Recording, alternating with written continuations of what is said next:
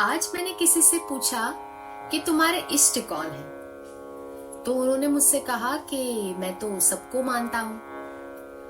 तो सबको मानता हूं उसका अर्थ ये है कि तुम किसी को नहीं मानते। सबसे प्रेम है उसका अर्थ ये है कि तुम किसी से प्रेम नहीं करते हो।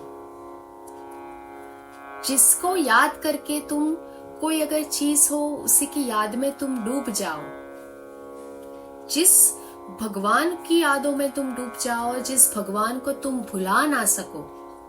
कई कई भक्त ऐसे होते हैं कि अगर उनके सामने हम नाम भी ले लेना तो वो एकदम बेचैन से हो जाते हैं, उनके अंदर रोमांच हो जाता है और वो एकदम से खुश हो जाते हैं, अपनी सुध बुध को वो खो बैठते हैं। तो इसी प्रकार से होती है भक्ति। और तुम्हारे जो श्वास चलते हैं तुम उसके दौरान उस नाम को तुम लेते हो। तो कौन सा नाम? तो तुम्हें जो भी नाम अच्छा लगे तुम वो नाम का स्मरण करते रहो। और अगर दिखाई देने वाला भगवान जो है वो तुम उसमें नहीं मानते तो भगवान तुम्हें देख रहा है। क्योंकि ना दो ही चीजें हो सकती है, या तो वो तुम्हें दिखाई दे सकते हैं या तो वो तुम्हें देख रहे हैं, या तो वो तुम्हें देख रहे हैं।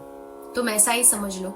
और अगर दिखाई देने वाले भगवान पर तुम्हें थोड़ा सा विश्वास है, उनके ऊपर श्रद्धा है, तो तुम ना उनको अपने अंदर ले जाओ। अपने जो अपना मन है वो उनको पूरा सौंप दो, उनके आगे पूरा समर्पित कर दो, उनको अपने हृदय से जाने ना दो। और भक्ति के दौरान तुम्हारा भाव क्या होना चाहिए? पहली तो बात यह है कि तुम्हारा भाव कैसा हो कि भगवान तुम जैसे भी हो तुम्हें नमस्कार हो। मैं नहीं जानता, तुम जो भी हो तुम मेरे हो। मैं अज्ञान हूं, अनपढ़ा हूं, अनजान हूं, मैं चुनाव करना भी नहीं जानता, पर तुम मेरे हो। और भगवान का नाम लेते हुए, भगवान का नाम स्मरण करते हुए भगवान के रूप में तुम डूब जाओ और उस रूप में तुम समा जाओ, या तो भगवान तुम्हें संभाले।